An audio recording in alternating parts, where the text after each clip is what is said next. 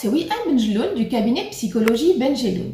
Aujourd'hui, je vais aborder avec vous le sujet du choix d'orientation pour les jeunes adolescents, car ce sujet est d'actualité étant donné qu'ils doivent choisir d'ici le mois de mars-mai un choix d'orientation professionnelle ou de spécialité. Ce sujet est souvent épineux et source de conflits ou d'angoisse, que ce soit pour les parents comme pour les adolescents.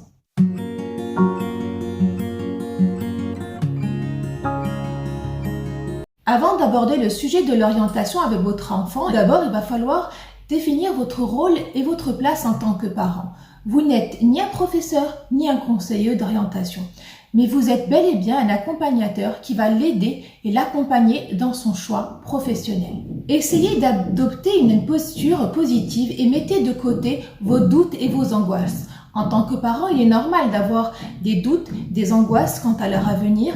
Vous avez un regard sombre et pessimiste par rapport à la société qui les attend, mais n'oubliez pas que vous êtes d'abord et avant tout des lanceurs d'espoir. Vous devez avoir une position positive, bienveillante et les aider à croire en leur avenir et leur montrer que le travail est source de bien-être. Ça va leur donner du sens et ça va les aider à se construire plus tard. Donc restez positifs.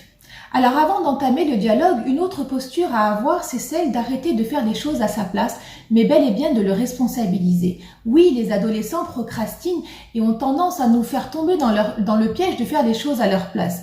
Or, tant que ces démarches, tant que cette réflexion ne vient pas d'eux, elles ne serviront à rien. Donc, soyez un accompagnateur, mais ne faites pas à sa place.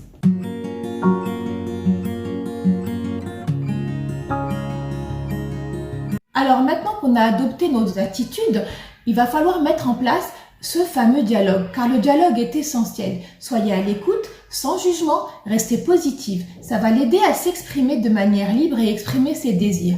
Abordez ce sujet de manière apaisée et en douceur. Posez-lui des questions sur ce qui l'intéresse, sur ce qu'il aime. Évitez la fameuse question de qu'est-ce que tu veux faire, car la réponse est souvent source d'angoisse pour lui, parce que souvent il vous répondra « je ne sais pas ». Inutile aussi de le blâmer ou de l'attaquer. Aidez-le, accompagnez-le, donnez-lui des outils, mettez-lui des choses entre les mains. Ne faites pas les choses à sa place, bien entendu, mais stimulez-le au mieux, aidez-le à trouver des informations s'il n'y arrive pas tout seul. Dans ce début de dialogue, n'hésitez pas à parler de votre parcours scolaire ou professionnel, de votre métier, de vos difficultés. Faites-lui profiter un petit peu de votre regard, c'est déjà un début et un démarrage de discussion. À cet âge, l'adolescent est en quête d'identité. Il ne sait pas qui il est encore, donc encore moins, c'est difficile pour lui de faire un choix professionnel. Donc faites-lui profiter de vos observations sur ce que vous savez de lui, sur ce que vous savez sur ses qualités, ses talents, pour qu'il se fasse davantage confiance et qu'il enclenche un cercle vertueux qui va l'encourager vraiment à trouver sa voie. Alors dans ce dialogue, surtout, n'oubliez pas que vous êtes un accompagnateur, que votre rôle est de marcher à ses côtés étape après étape et votre rôle n'est surtout pas d'être dirigiste, autoritaire ou encore moins démissionnaire.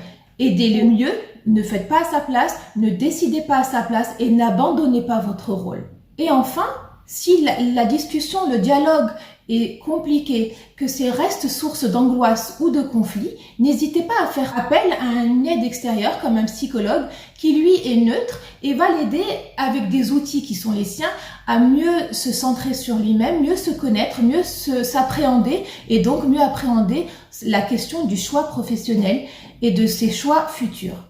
Voilà, j'espère avoir répondu à vos questions et d'avoir aidé au mieux à apaiser cette discussion entre vous et votre adolescent.